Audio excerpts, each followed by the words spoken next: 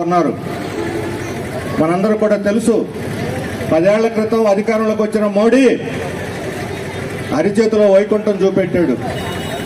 చదువుకున్న వాళ్ళందరికీ ఉద్యోగాలు ఇచ్చేస్తాం, రైతులకి గిట్టుబాటు ధరలకు రెట్టింపు ఆదాయం కల్పిస్తాం, మహిళలకు రక్షణ కల్పిస్తాం, దేశాన్ని అగ్రభాగాన నిలబెడతాం, అవినీతిని నిర్మూలించి ప్రతి ఒక్కరి అకౌంట్లో 15 లక్షల రూపాయలు వేస్తాం.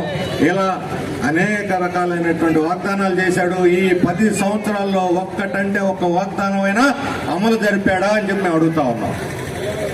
ఇచ్చినటువంటి మాట మీద నిలబడేటువంటి దమ్ము, ధైర్యం, నిజాయితీ, నీతి ఈరోజు మోడీకి లేవు. అటువంటి వాడికి దేశాన్ని పరిపాలించేటువంటి హక్కు, అర్హత లేదు అని చెప్పి మేము స్పష్టం చేయదలుచుకున్నాం. అన్నిటికన్నా మించి మన రాష్ట్ర ప్రజలకి వెన్నుపోటు పొడిచినటువంటిది మోడీ. రాష్ట్ర విభజన తర్వాత ప్రత్యేక హోదా ఇస్తాను, ఆంధ్రప్రదేశ్ తెలంగాణని 2 కళ్ళుగా చూస్తాను అని చెప్పి ఈరోజు ఆ 2 కళ్ళని పొడిచి గుడ్డి వాళ్ళని చేశారు తెలుగు రాష్ట్రాలని.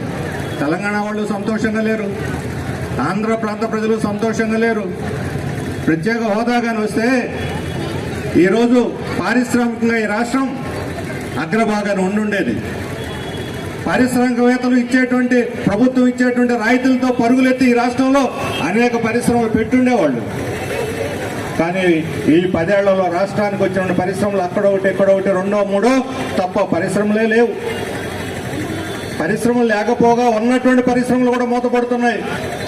వేల మంది కార్మికులు రోడ్డును పడుతూ ఉన్నారు. ఈ 10 ఏళ్లలో మన రాష్ట్రానికి చేసినటువంటి చట్టపరమైనటువంటి వాగ్దానాలు ఒక్కటంటే ఒకటి అమలు చేయలేదు.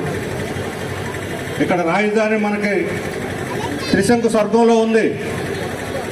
ఒకసారి అమరావతిని, ఇంకోసారి విశాఖని, ఇప్పుడు మళ్ళీ అమరావతిని ఈ రకంగా ఫుట్బాల్ ఆడుకున్నట్టుగా రాజధానితో పాలకులు ఆడుకున్నారు గత ప్రభుత్వం, అంతకుముందు ఉన్నటువంటి ప్రభుత్వాలు.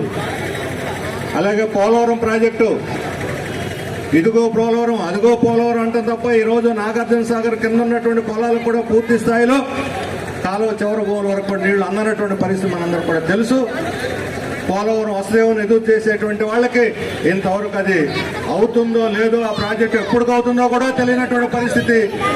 ఆ పోలవరం ప్రాజెక్టు కింద లక్షలాది కుటుంబాలు నిర్వాసితులుగా దిక్కు ముక్కు లేకుండా అల్లాడుతున్నటువంటి పరిస్థితి మనకు కనిపిస్తున్నది.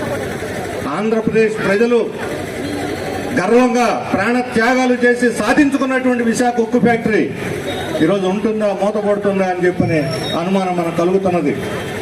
8వ తేదీ ప్రధానమంత్రి విశాఖ వస్తారట. అనేక శంకుస్థాపనలు, ప్రారంభోత్సవాలు చేస్తారని ప్రచారం చేస్తా ఉన్నారు.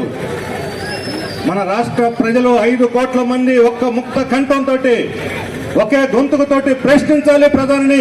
మా రాష్ట్రానికి ఇచ్చినటువంటి వాగ్దానం అమలు చేస్తారా లేదా తేల్చి చెప్పండి అని చెప్పని 8వ తేదీ ప్రజలు నిలదీసి అడగాలని చెప్పని కోరుతా ఉన్నాను.